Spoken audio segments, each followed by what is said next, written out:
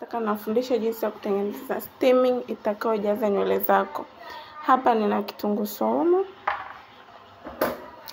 nina yai, nina rosemary, nina parachichi, nina aloe vera, nina ndimu, nina jani la mpapai, nina majani ya mpera, nina moringa,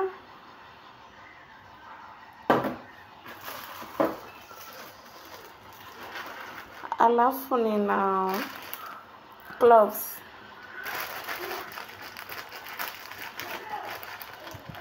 Naika kwa Kiswahili so nahitaji, ila nimesahau kidogo. Hii ni cloves. Alafu nina maji ya mchele ambayo nimealoweka. Alafu kuna asali, honey. Alafu nina Burundi coffee. Kama mnavyoona mahitaji yetu yote ni haya. Sasa tunaenda kusaga cloves na rose. Tatia kwenye blender yangu.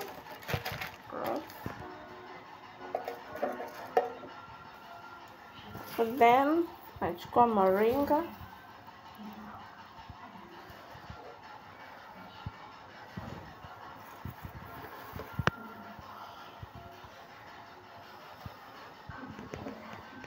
Utachukua na kahawa yako, utaweka humo.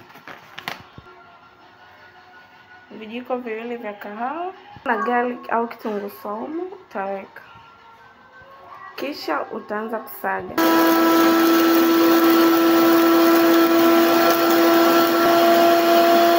Kwa hiyo ndo umekuwa hivi kama unavyoona hapa.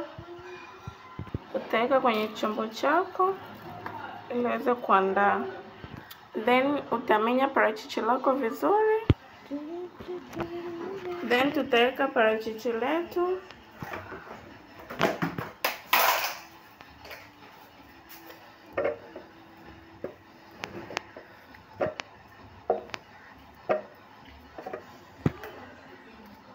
Tutaweka na yai.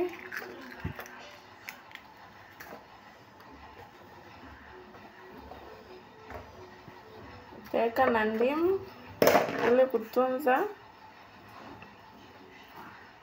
kutunza steaming yako. Tutaweka na aloe vera.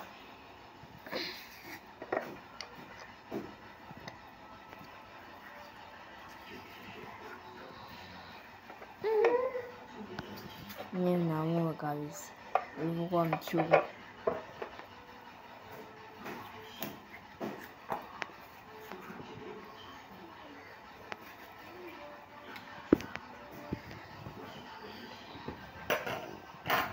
Then utaweka majani yako ya mpapai. Utaweka majani yako ya mpera. Then utaweka maji yako ya mchele.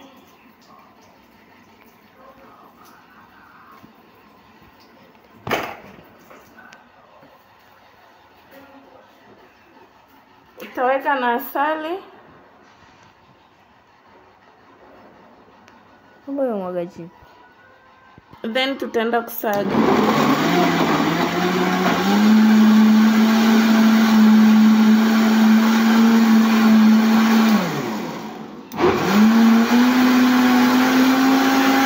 Baada ya kusaga tunaenda kuchanganya steaming yetu.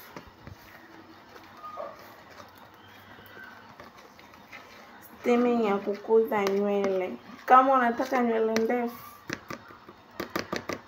steaming ndio hii. Steaming ya kukuza nywele. Steaming ya kukuza nywele. Steaming yako inakuwa ipo tayari kama hivi unavyoiona. Steaming ya kukuza nywele. Steaming hii kama ulivyoiona hapo mwanzo mpaka mwisho utapaka kwa nusu saa.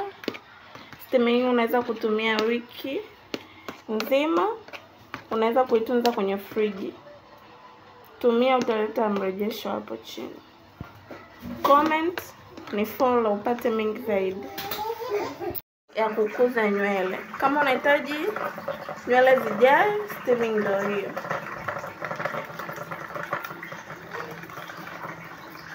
Steaming ya kukuza nywele.